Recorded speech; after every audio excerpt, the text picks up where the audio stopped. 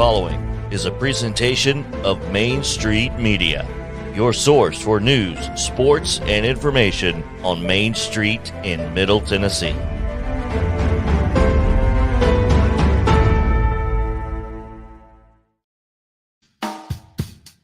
It's time now for Casey's Take on Sports with your host, Casey Patrick, who covers high school sports for the Dickson Post and Cheatham County Exchange. Now, a man who always has a take, here's Casey. Good morning. How are y'all doing? You may have noticed I'm in a new location, which is cool. But I'll go over some of that whenever we come back. But just real quick, we're going to talk Kansas, national champion. We're also going to talk about Malik Willis. I want Malik Willis. Then at 3, for my third take, Tiger Woods. Masters coming up. You know we had to go about it. And then high school sports. That'll be the fourth take. Stay here. Stay here. Check it out.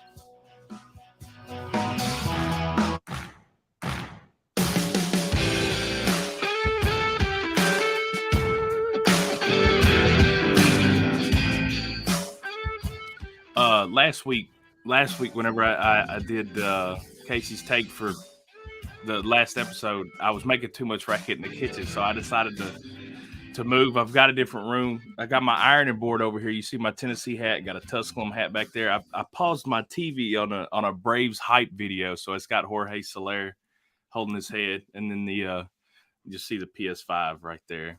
That's not a flex. I just love my PlayStation 5, but we're gonna go ahead and get into it. Kansas, national champion. I don't know how many of you watched the game. I don't know if any of you were rooting for either Kansas or North Carolina. I didn't necessarily have a rooting interest, but I did want to see a good basketball game. And I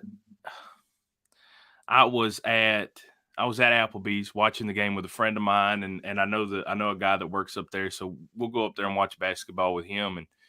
And Kansas got down quick early, and North Carolina come out firing. I mean, North Carolina's first half team, Kansas second half team, pretty much. I think most people knew that, but North Carolina came out flying, and Kansas, when they got down, they were down 38-22 at one point. I believe that's what it was. And I looked at my phone, and somebody said that the largest ever deficit to come back in an NCAA tournament championship game was 15. So I looked at them and I said, "Well, boys, the record's 15, and they're down 16, and maybe they'll make a comeback."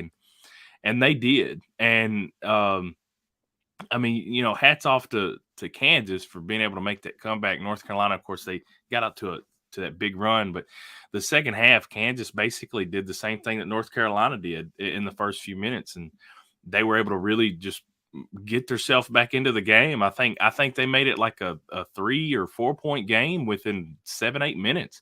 I mean, and if you're talking about like a 2 or 3 possession game at the 12-minute mark, I mean, that's an amazing comeback for Kansas in a national championship game. I mean, you're not playing some little no-name school. You're playing North Carolina, and so hats off to Kansas. I'm not a big Kansas guy. I didn't really care, like I said, who won. I wasn't really rooting for anybody, but that was a heck of a performance by Kansas there to fight and claw their way back in, and kudos to those guys. It was a weird.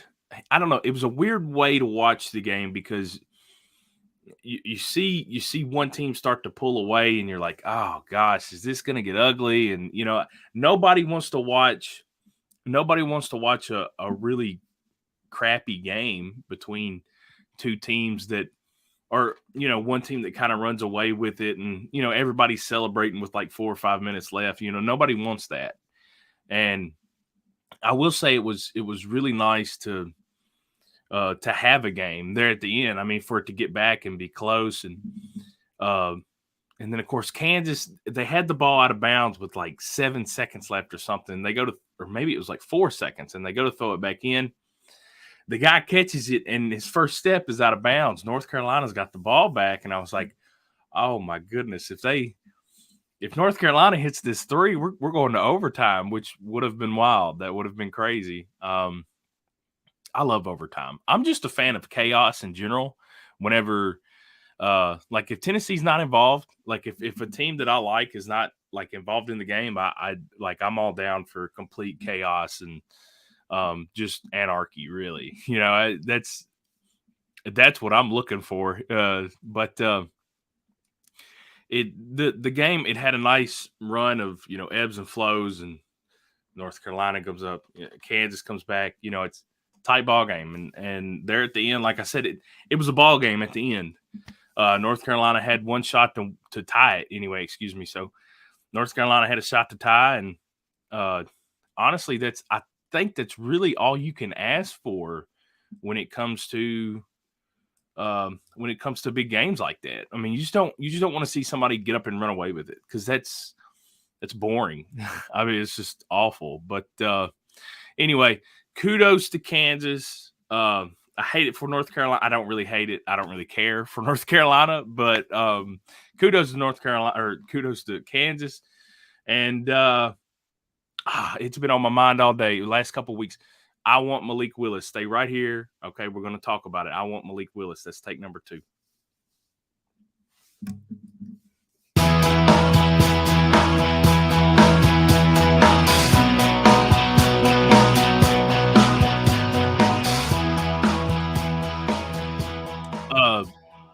Right now is NFL mock draft season. I mean, at its peak. If you're a fan of the NFL, if you have a favorite team, I have a love affair with the draft. I love the combine.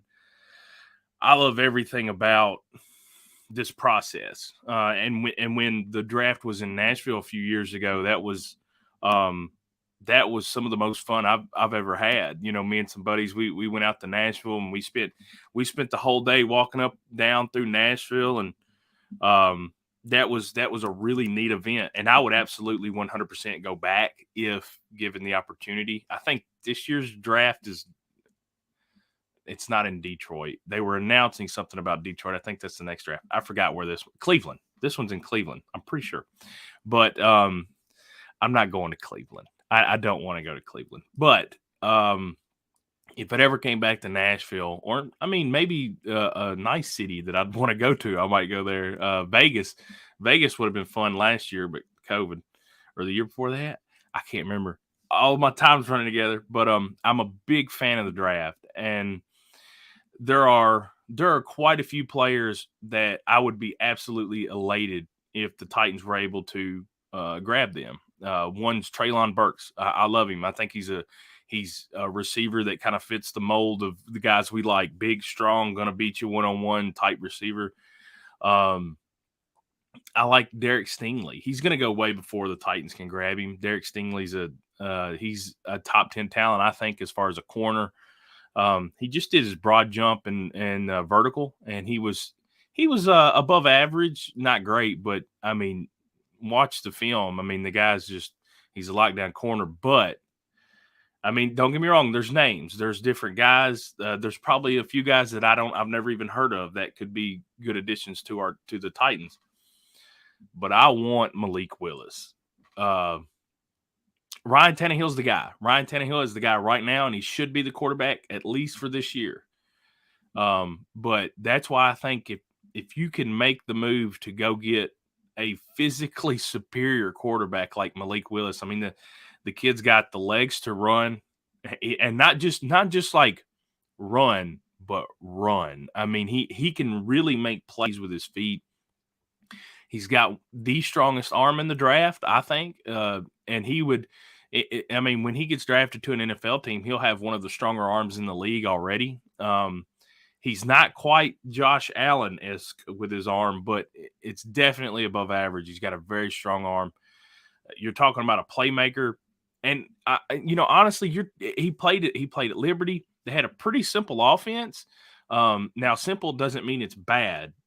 Don't get that confused. Hugh Freeze is an offensive genius. There's a lot of things that Hugh Freeze is, and that's a whole different conversation for a different day.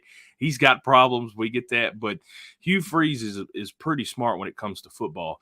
And he knows how to get the most out of his guys. And Malik Willis ran a fairly simple offense at Liberty. And he would need definitely a year to sit behind somebody and learn. And I think it just makes a lot of sense for the Titans to go out, get the quarterback of the future. Tannehill's not like super old, but I think we saw last year with the playoff issues. And I mean, I don't want to see that anymore. I'd rather lose because we're, trying to make plays and trying to make things happen instead of just not being good enough to make things happen or make mistakes or any of it. I mean, Tannehill just didn't do anything in the playoffs. And I think Malik Willis is a backup for the first year, really learning the offense. And here's the thing.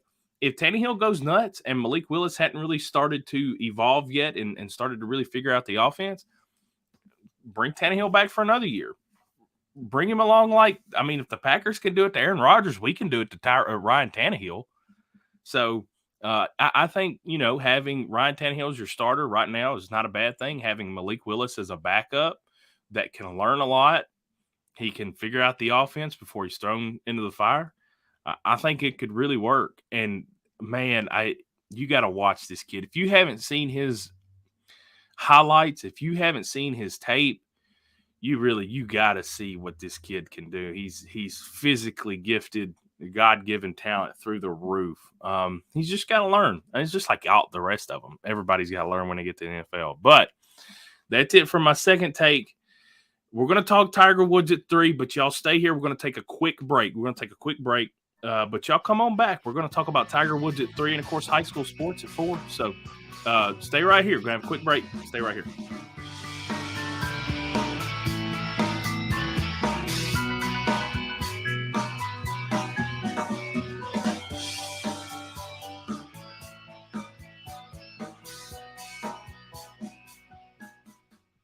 Mid-Tennessee Bone & Joint treats your orthopedic injuries and existing conditions. Our trained physicians will get you back in the game faster. Contact us at 931-381-2663 or www.mtbj.net.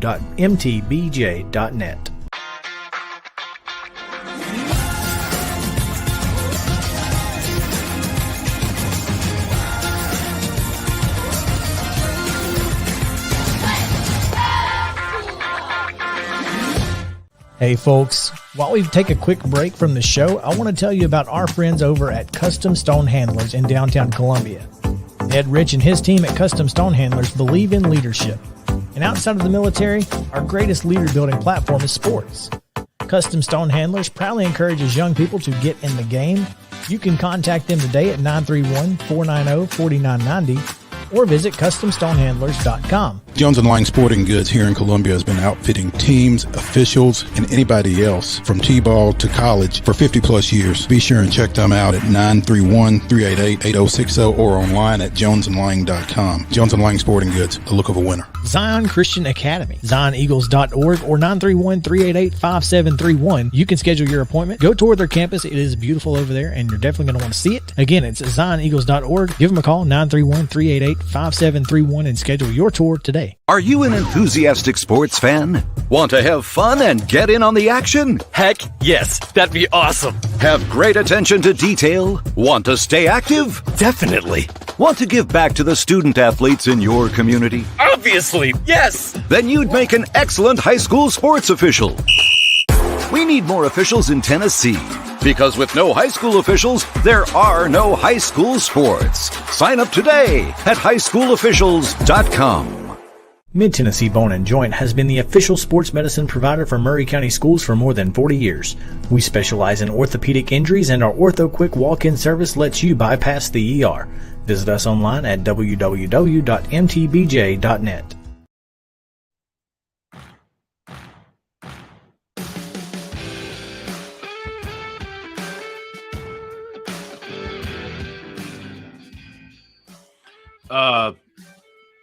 Those commercials were a little bit better than the ones you see on TV. You can actually probably use some of that. Anyway, we're going to move on to the third take. At first, I had sent I send my takes in to JP, the guy that makes all this happen. And I told him I wanted to do the Vols baseball bat ordeal. But as I was sitting there and we're waiting to start the show, and we're going over some pre-show stuff like that. Well, anyway, I start scrolling down Instagram and I see where Tiger Woods is actually he's practicing for the Masters, and he's just at the driving range, or I think he's at one of the holes randomly or something. I can't remember what it was, but he's just out there practicing, and there is a large group of people that is like surrounding him, watching him practice, which is nothing new. But it's practice, and it made me think. I really wanted to talk about Tiger Woods.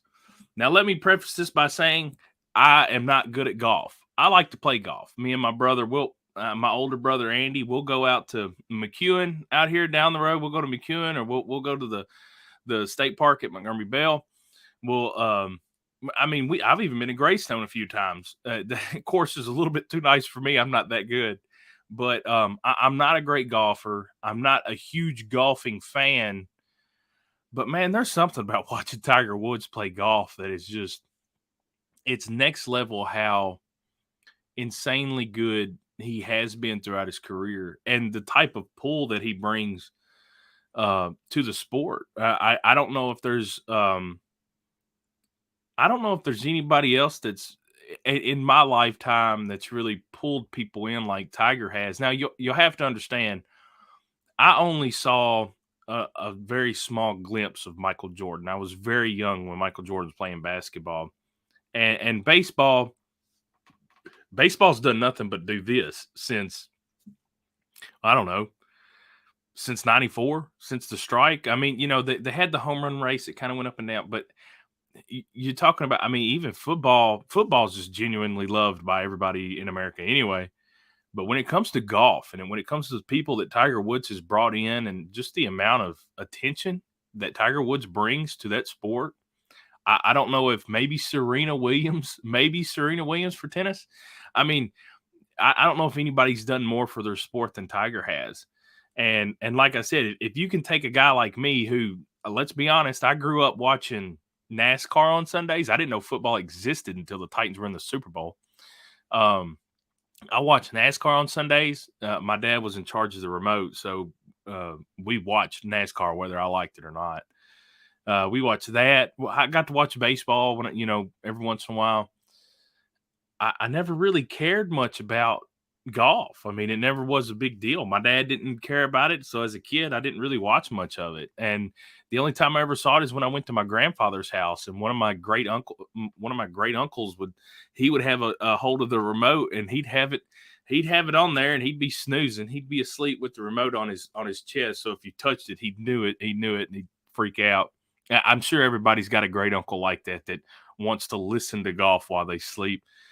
But I don't think anybody has done more for their sport than Tiger has as far as pulling people in. Tiger's obviously he's had issues, and I'm not even talking about that. But as far as, the amount of people that he's brought towards golf, and I'm one of them. I'm super stoked. I'm excited to see Tiger compete at the Masters. And I want to say the other day, whatever I saw was he said that it was going to be a game time decision, or up to like last minute decision as to whether or not he was going to play. But he said he's going to try to. So hopefully he feels well. Hopefully he can come in and play like, Tiger, the Tiger we know.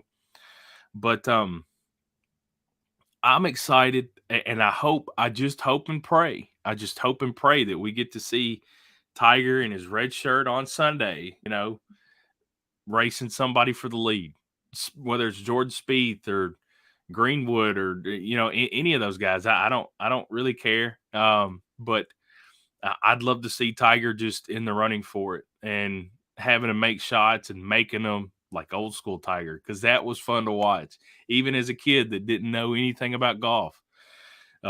And it took me a long time to figure out the score and how, what a par, birdie, and all that other stuff. It took me a long time to figure all that out, but I never would have cared if I'd have never seen Tiger Woods play. And, man, that's basically what I have for my third take. I'm so happy that Tiger's playing this week. Hopefully he plays well. But we're gonna go ahead and talk about some high school sports. So stay here.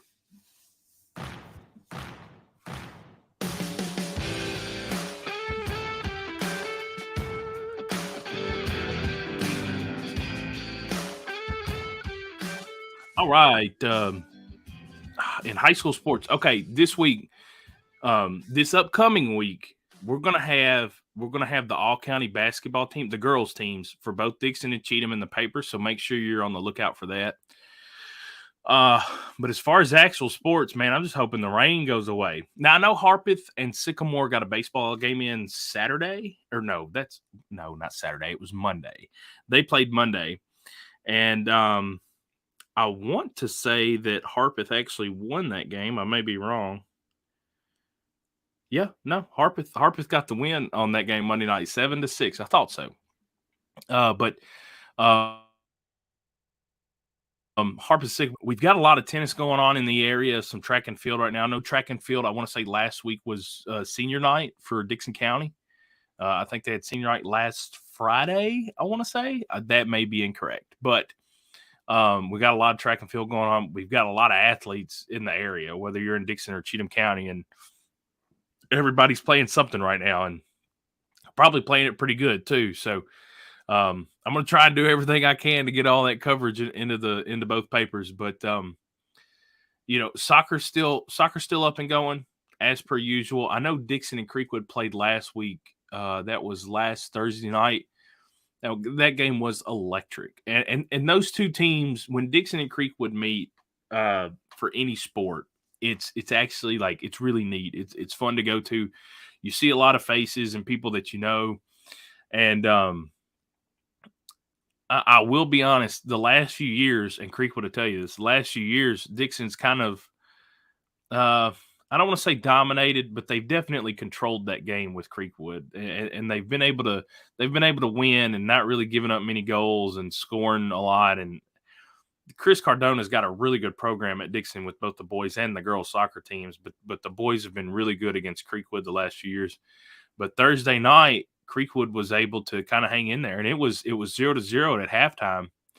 And Carl, if you're watching this, I apologize if I ruin your last name, but Carl Peich, I believe that's his last name. He's an exchange student, but he scored the go-ahead and winning goal for Dickson County. It was only like 4 or 5 minutes into the second half, but I talked to Coach Cardona after the game, and he said that Dickson had quite a few shots on goal, just couldn't seem to make them fall, and in the first half anyway.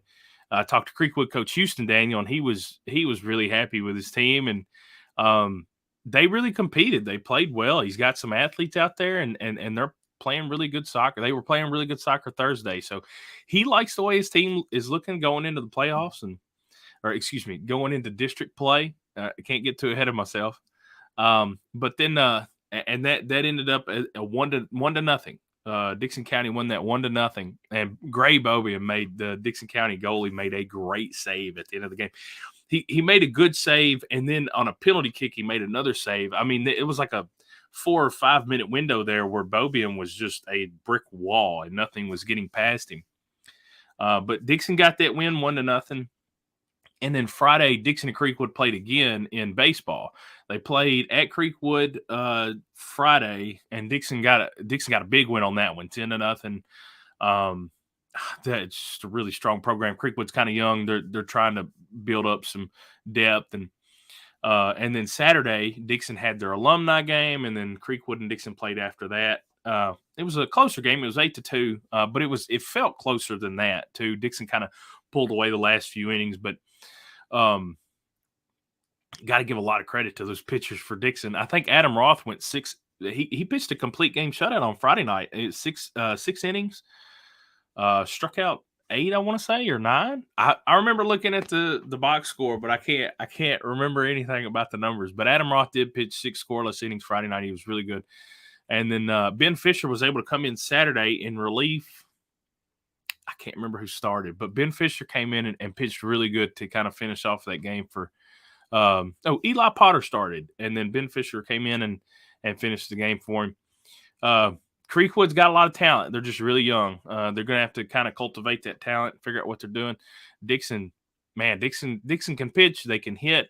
It's going to be nice it's going to be fun to see where that team ends up later in the season.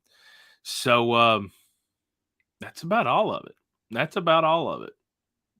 This is I don't know if I'm going to be here next week. I might actually take the podcast outside. What do y'all think about that? Go outside, get some actual sunlight. I don't touch grass. I'm not used to that. This is a lamp, and it's already too much light for me. But thank y'all for checking out the show. Again, it's over the wrong. Right there. CVP51. Follow me on Twitter. If you got something to tell me. My DMs are open. You can give me a story idea or give me something you want to talk about. You want to argue with me? You can argue with me. I like arguing too. So, but thank y'all for coming and checking out my show. I'll see y'all next week. Y'all have a good evening.